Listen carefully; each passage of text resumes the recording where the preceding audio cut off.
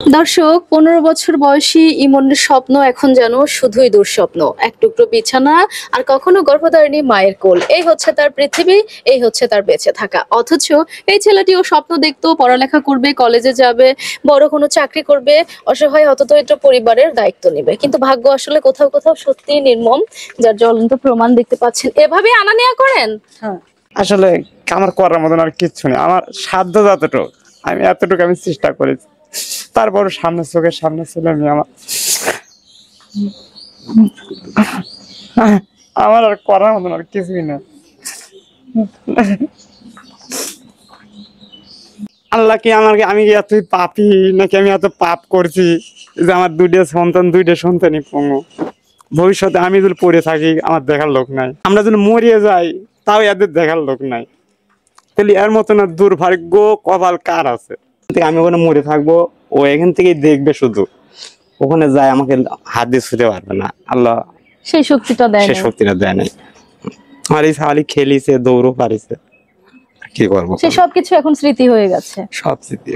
দেখছো বাবা তোমায় কত ভালোবাসে। হ্যাঁ, মানুষ ক্ষিপ্ত হওয়া যায় অসুখ টানতে টানতে। আমার জীবনে কোনোদিন কোনো অলসতাই আসেনি, কোন রকম অলসতাই আসে নাই। এত এই যে পেশাব করাই, পায়খানা করাই, কোলে করে গোসল করাই, যখন যেটা অর্ডারেই চালানো। কোনোদিন বিরক্তি আসে নাই? বিরক্তি আসে না, কি করে নিজের সন্তান বিরক্তি আসে?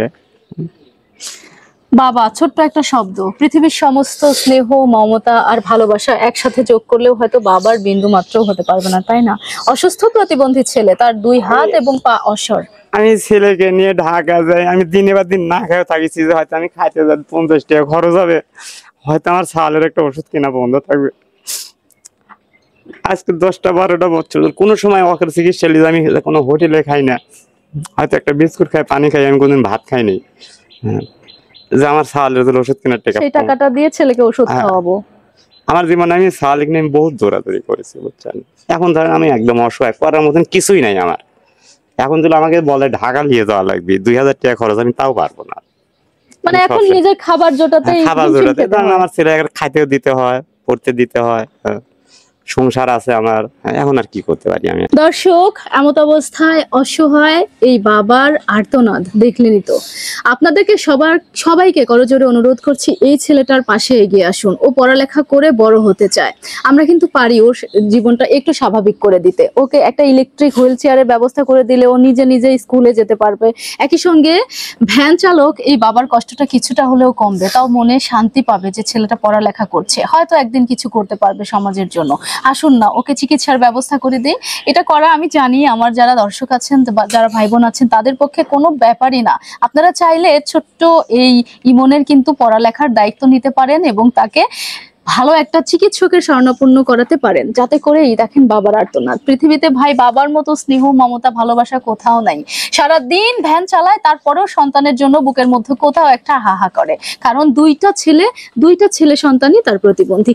একে বসাই থইছি, যদি সামনে সাপ আসে, যদি এ কামড় দিবি, বুঝছেন? ও ডাকতে পারবি মানুষের, ও লড়ে সরে যেতে পারবে না। আমি লেখাপড়া হয় মানুষের মতো মানুষ হতে চাই। মানুষের মতো মানুষ হতে চাও? বাবা মার দুঃখ কি কমাতে চাও? কষ্ট লাগে না যখন বাবা মা কাঁদে? কষ্ট লাগে। বড় চাকরি করে আমার বাবা মাকে দেখতে চাই।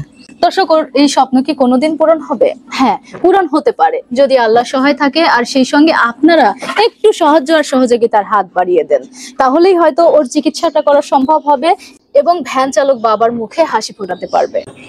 15 বছর বয়সী ইমন বুঝেই না জীবনের কঠিন বাস্তবতা কি। দেখেন, কারণ কোলে করে এটা তো সবসময় ধর আমার করতে হয়, প্রতিদিনের কাজ। এটা সকাল বিকাল ধরেন, এটা প্রতিদিনের। বিরক্ত লাগে না? না, আর বিরক্ত লাগবে কেন? একে অপরকে তো টানি না, নিজের সন্তানকে চিকিৎসা দিতে পারিনি হয়তো ঠিক মতন, আমি পারিনি, তাহলে আমারই ব্যর্থতা। বাবার জন্যই পারেন, মানে অন্য কেউ, দুনিয়ার কেউ এইভাবে না, এভাবে পারবে না। কারণ ধরেন যে পেশাব দিনে তো 7-8 বার করে পেশাব করে, সে পেশাব ফেলা দেওয়া লাগে। আপনিই ফেলেন? হ্যাঁ, ফেলে, আমি ফেলাই, কিংবা তার আম্মু ফেলে। আচ্ছা আচ্ছা।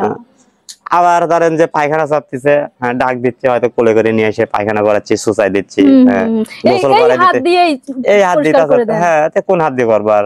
আল্লাহ দিছে আমাকে এই হাত আর এই সন্তান। কেমন বাবা মা হাজার বছর, কারণ একে ধরেন যে টাইম, আর আমাদের কোনো বিরক্ত না, বুঝছেন?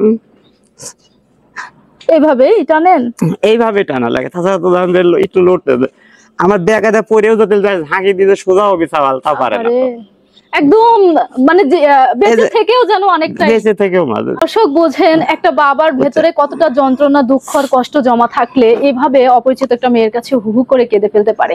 বাবা তো সেই শব্দ, কারণ ভাই আসলে সবথেকে বড়। কানতে কানতে ধরেন যে আসলে আমাদের কান্দার কোন আর জায়গাই নাই, বুঝছেন? এই চাওয়ালটার কত কানবো, বসে দেন, আপনার কষ্ট হচ্ছে, বুঝছেন? বসে দেন, বসে দেন। কত কানবো আর।